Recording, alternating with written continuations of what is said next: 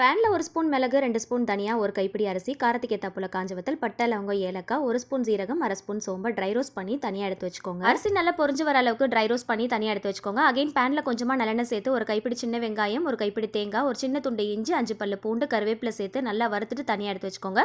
அதே எண்ணெயை பேனில் சேர்த்துட்டு எக்ஸ்ட்ராவாக கொஞ்சம் ஆயில் ஆட் பண்ணிக்கோங்க. ஆயில் சூடானதோ கல்பாசி மட்டும் சேர்த்துக்கோங்க. 10லேருந்து 15 போல சின்ன வெங்காயத்தை பொடியாக நறுக்கிட்டு கூடவே கருவேப்பிலை, கல்லுப்பு சேர்த்து நல்லா கிறிஸ்பி ஆகிற அளவுக்கு நல்லா வதக்கிக்கோங்க.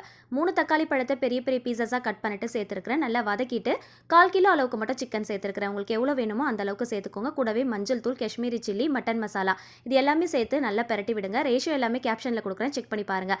வறுத்து வச்ச வதக்கி வச்ச அந்த மசாலா எல்லாத்தையுமே ஒன்றா தண்ணி சேர்த்து நல்லா பேஸ்ட் போல் அரைச்சிட்டு சேர்த்துக்கலாம். தாராளமாக தண்ணி சேர்த்து மூடி போட்டு ஒரு 20 நிமிஷத்துக்கு குக் பண்ணால் போதும். கடைசியாக கொஞ்சம் மல்லி இலைகள். சிக்கன் நல்லா சாஃப்டாக பஞ்சு போல் வெந்து வந்திருக்கும். சிக்கன் தண்ணி குழம்பு இந்த மாதிரி ஒரு தடவை ட்ரை பண்ணி பாருங்கள். இட்லி, தோசை, சப்பாத்தி, பூரின்னு எல்லாத்துக்கும் அல்டிமேட்டாக இருக்கும். வீடியோ பிடிச்சா லைக் பண்ணி, ஷேர் பண்ணி, சப்ஸ்கிரைப் பண்ணிக்கோங்க.